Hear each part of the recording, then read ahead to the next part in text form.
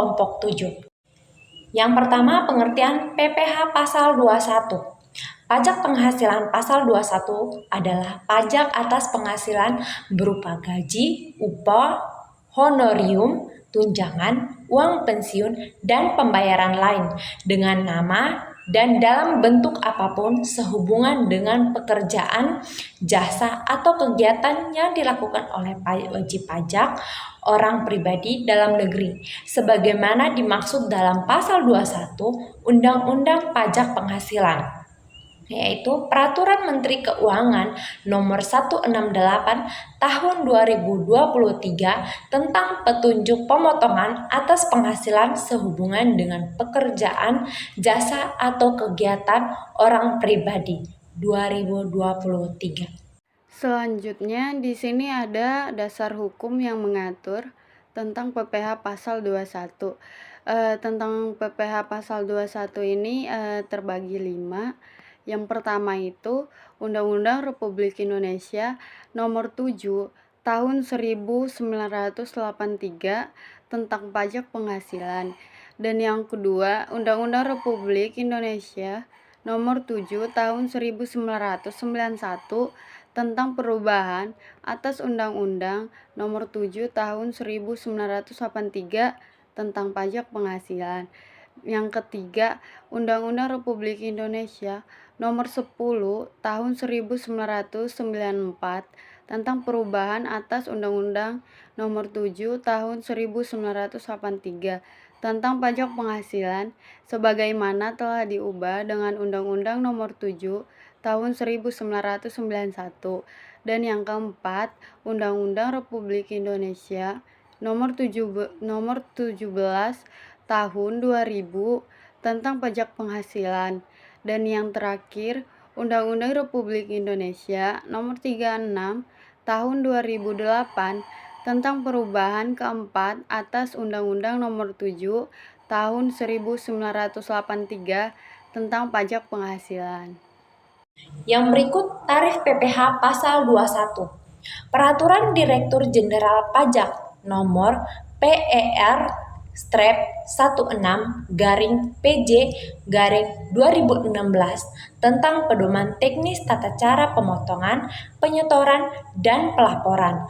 Pajak penghasilan pasal 21 atau pajak penghasilan pasal 26 sehubungan dengan pekerjaan, jasa, dan kegiatan orang pribadi, menyebutkan bahwa tarif pajak penghasilan pasal 21 yang dikenakan untuk karyawan tetap adalah tarif pasal 17 ayat 1 huruf A Undang-Undang Pajak Penghasilan. A. Sampai dengan 60 juta itu 5%. B. Di atas 60 juta sampai dengan 250 juta 15%. C. Di atas 250 juta sampai dengan 500 juta 25%. D. Di atas 500 juta sampai dengan 5 triliun 30%. E. Di atas 5 triliun 35%. Di sini ada PPh pasal 21 pegawai tetap. Penghasilan pegawai tetap berdasarkan periode diterimanya penghasilan, yaitu yang pertama pengenaan PPh pasal 21 penghasilan teratur. Pengenaan atas pajak penghasilan teratur dilakukan dengan melakukan perhitungan. Di sini ada terbagi melakukan perhitungannya itu ada terbagi 3. Yang pertama itu penghasilan bruto, yang kedua penghasilan neto, dan yang ketiga itu penghasilan tidak kena pajak. Selanjutnya, di sini ada pegawai tidak tetap, di mana atas penghasilan bagi pegawai tidak tetap atau tenaga kerja lepas yang tidak dibayar secara bulanan atau jumlah kumulatifnya dalam 1 bulan 13 kalender belum melebihi 2.025.000, maka berlaku ketentuan sebagai berikut, di mana yang pertama tidak dilakukan pemotongan PPh pasal 21, dan yang kedua dilakukan pemotongan PPh pasal 21. Dasar pengenaan pajak penghasilan pasal 21. Peraturan Direktur Jenderal Pajak Nomor PR 16/PJ/2016 tentang pedoman teknis tata cara pemotongan, penyetoran, dan pelaporan pajak penghasilan pasal 21 dan atau pajak penghasilan pasal 26 sehubungan dengan pekerjaan, jasa, dan kegiatan orang pribadi dalam kurung 2016 menyebutkan dasar pengenaan pajak untuk perhitungan pajak penghasilan pasal 21 karyawan tetap adalah penghasilan kena pajak. Penghasilan kena pajak dihitung dari penghasilan bruto setelah dikurangi biaya jabatan sebesar 5%, dengan jumlah maksimum 6 juta per tahun, iuran pensiun dan iuran tunjangan hari tua yang dibayar oleh karyawan serta penghasilan tidak kena pajak.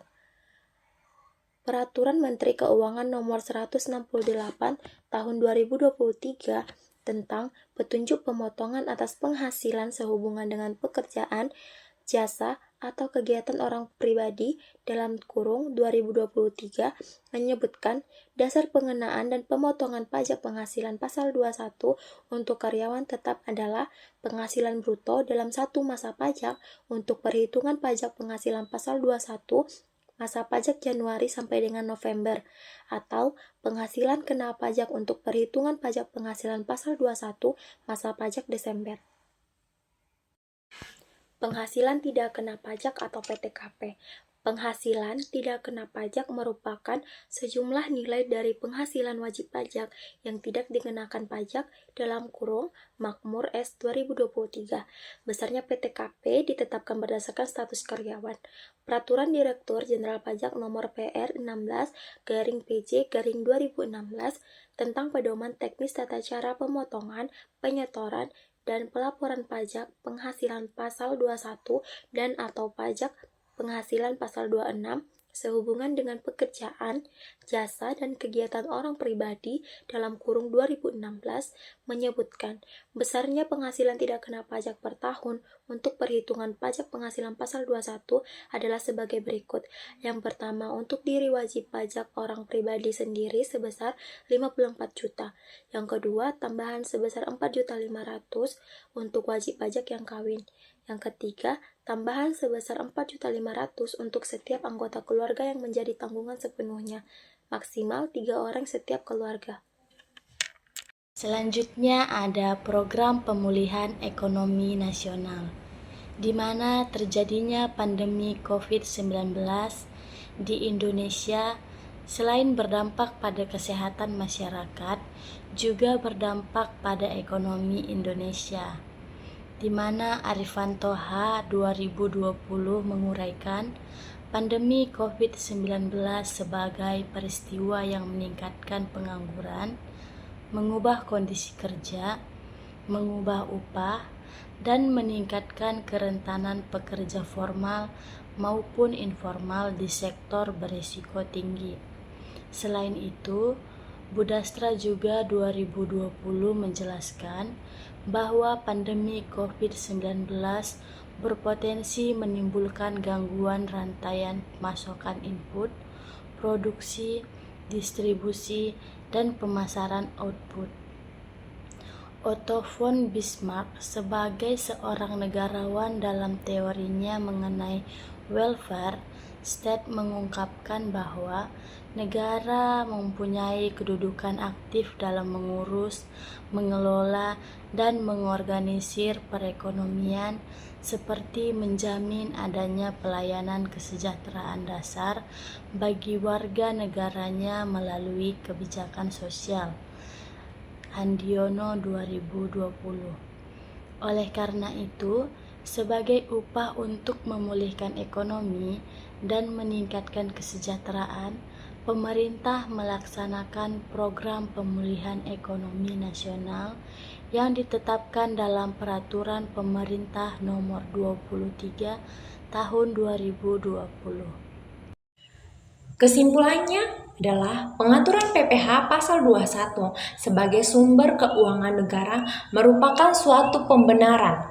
Hal ini dapat dibuktikan dengan 3 pilar penting sumber keuangan negara yang salah satunya ialah pajak. PPh pasal 21 sendiri secara yuridis telah diatur oleh Undang-Undang PPh dengan berbagai ketentuan pelaksanaan di bawahnya. PPh pasal 21 sebagai sumber keuangan negara tidak lepas dari peran sertanya dalam menjaga stabilitas keuangan negara saat ini. Oleh karena itu, maka PPh pasal 21 memiliki 3 kontekstual guna menjadi bagian penting dari sumber keuangan negara, yakni kontekstual penetapan PPh pasal 21 adalah instrumen kebutuhan keuangan negara sebagai APBN. Kontekstual penetapan PPh pasal 21 adalah aplikator APBN dalam kontekstual penempatan PPh pasal 21 sebagai gambar APBN.